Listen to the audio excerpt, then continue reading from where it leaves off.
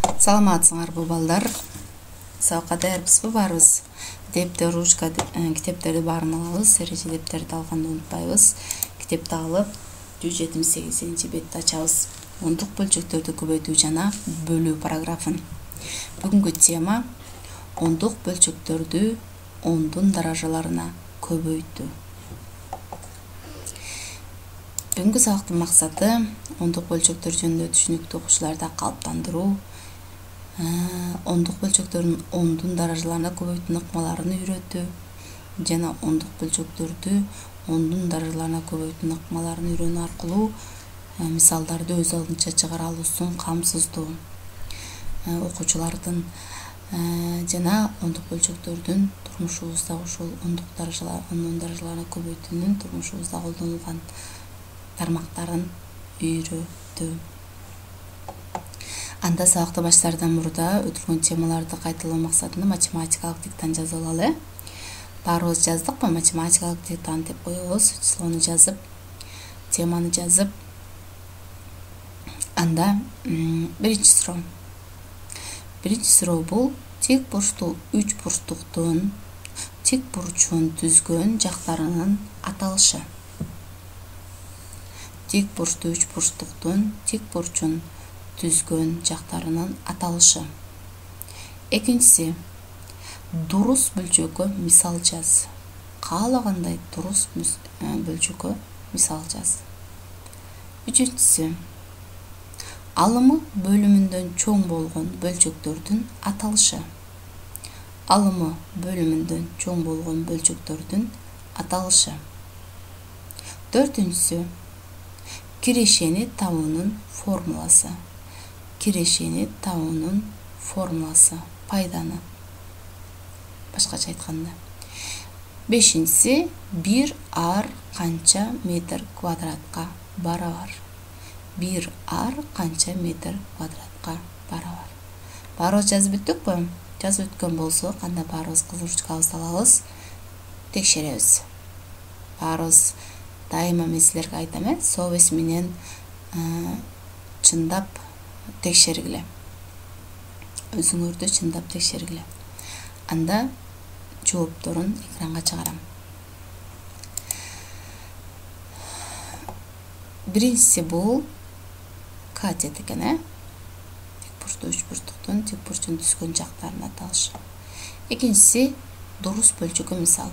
Силер мисал жетмеден бир деп жазган эмес болушуңар мүмкүн. Бирок эгерде алымын кичине, бөлүмүн чоң кылып жазган каалагандай бөлчөк дурус бөлчөккө мисал боло алат, туура боло алат.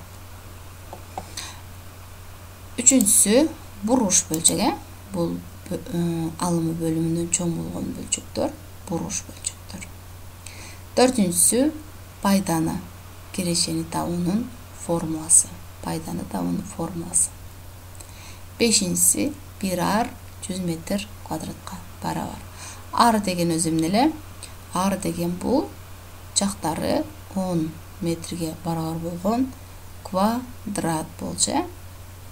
Азаматсыңар. Анда эгерде төмөндө мен силерге канча суроого туура жооп берсеңер, кандай баалашыңарды жазып койдум. Ошого жараша атедиңер же болбосо өзүңөр баалагыла. План. Бүгүнкү теманын планы ондук бөлчөк жөнүндө түшүнүк. Ондук бөлчөк жөнүндө түшүнүк, кыскача түшүнүк берем. Андан кийин ондук бөлчөктөрдүн ондун даражаларына көбөйтүүнү өтөбүз. Андан кийин мисалдар аркылуу бышыктайбыз. Анда биринчи план. Биринчи план бул ондук бөлчөк деген эмне? Эреже дептерге да жазып койсок.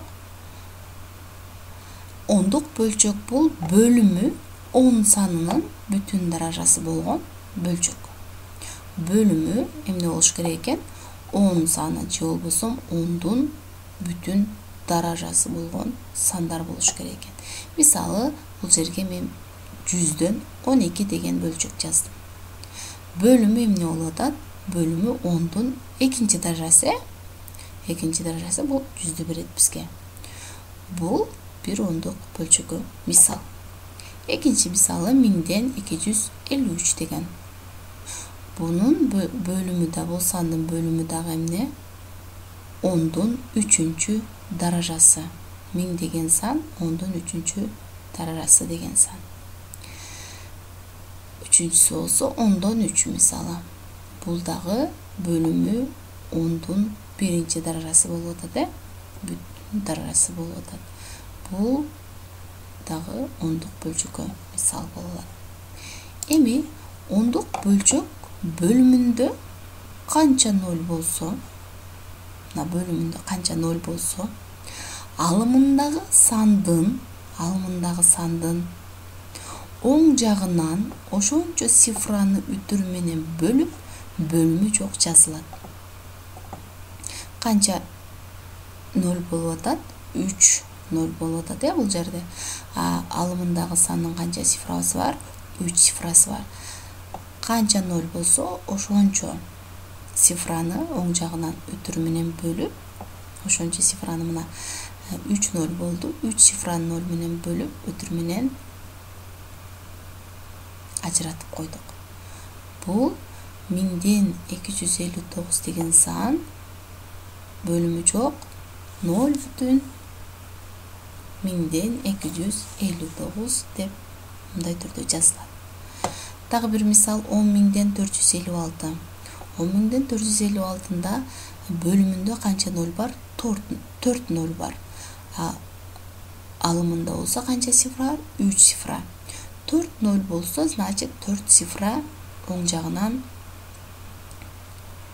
ошончо цифра калтырылыш керек. Анан үтүр менен ажыратылыш керек бизге. Ошондуктан 456 3 эле цифра болгондуктан дагы бир 0 кошуп, себеби бөлүмүндө 4 0 болуп атат, дагы бир 0 кошуп, 0'ду жазуу аркылуу үтүр менен ажыратып койдук. Значит 10.000'ден 456 деген сан бул канчага да барабар экен? 0 бүтүн 10.000'ден 456'га. Азаматсыңар. Кийинкиси 1000'ден 2. 1000'ден 2 деген сан, мисалы, бөлүмүндө канча 0 турат? 3 0 турат, алымында бир эле цифра турат. Канча 0 болсо, ошончо цифра үтүрдүн оң жагында калышы керек. Бизге канча цифра жетпейт? 2 цифра жетпейт. Жетпеген цифраларды 0'дар аркылуу толуктап, үтүр менен ажыратып, 0 цифрасын бөлүп коебуз. Мында жыйынтык 1000'ден 2 деген сан бул 0 бүтүн 1000'ден 2 деген санга барабар экен. Түшүнүктүү болдубу? Ондук бөлчөктүн өтүрдүн сол жагындагы бөлүгү, бул 0 болуп эсептелет. Бул бөлчөктүн бүтүн бөлүгү. Ал эми оң жагындагы өтүрдөн кийинки биринчи цифра бул ондук үлүштөрдүн санын. Экинчи цифра жүздүк үлүштөрдүн санын. Үчүнчүсү миңдик, төртүнчүсү 10.000'дик үлүштөрдүн санын түшүндүрөт. Мисалы, бул жерде бүтүн бөлүгү канча? 12 сол жагындагы сан. Үтүрдүн цифра.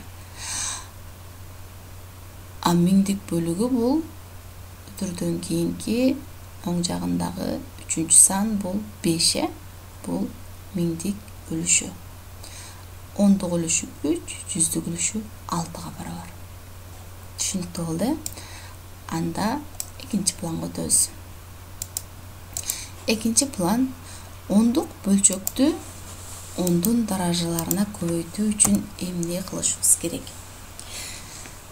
Каалагандай бир сан алалы. 12 бүтүн 136. 36'ны көбөйтөбүз 10'го. Эми мында кандай эрежеге баш ийет? Ондук бөлчөктү 10'дун даражасына көбөйтүүдө канча 0 болсо, мол ондук бөлчөктүн үтүрү оң жакка карай ошончо цифрага жылат. Бул деген 12 бүтүн 136 көбөйтүү 10 деген сөз канчаны алып келет? 123 бүтүн 6 деген сөзгө барабар. Аны биз каяктан аныктап алдык? эч кандай черновиктин да кереги жок, калькулятордун да кереги жок. Болгону 10'нун канча нолу бар? 1 нолу бар. Могул үтүр 1 ноль болсо 1 цифрага 10го карай жылат. Түшүнүктүү болдубу? Түшүнүктүү болсо дагы bir misal alalım. Көбөйтүү дейли. Көбөйтүү мисал 100. 14,156-ны 100гө көбөйтөбүз. Эми карайбыз. Канча нолу бар? Экинчи даражасы, Экинчи даражасы болгон үчүн бул 10'дун экинчи даражасы деген түшүнүк. 1 0 деген биринчи даражасы деген түшүнүк.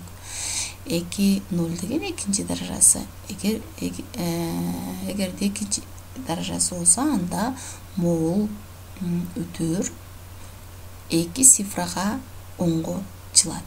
Анда жыйынтык бизге 1456 деген бүтүн сан келип чыгат, Түшүнүктүүбү муну? Дагы бир мисал. 17,100 көбөйтүү 1000 дейли. Эми карайбыз, бул 1000 деген сөз 10'дун канчанчы даражасы деген сөз? 3-чү даражасы деген сөз. Себеби бул жерде 3 0 турат, Значит деген биз могул үтүрдү дагы оң жака карай 3 цифрага жылдырабыз. Анда жыйынтык кандай келип чыгат? 17.589,8 деген сан келип чыгат.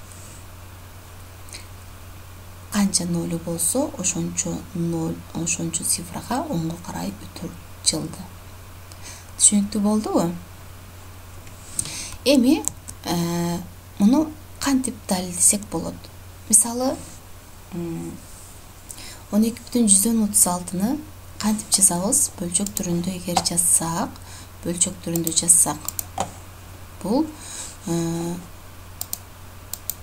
100дөн 12,136 1236 деген сан келип чыгат. Ошону көбөйтөбүз канчага? Көбөйтөбүз 10го. Барабар. Эми карагыла. Мында бул 10'ду 1236га көбөйткөндө кандай сан келип чыгат?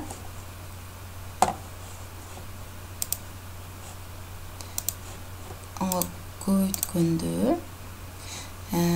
бул жерде 100дөн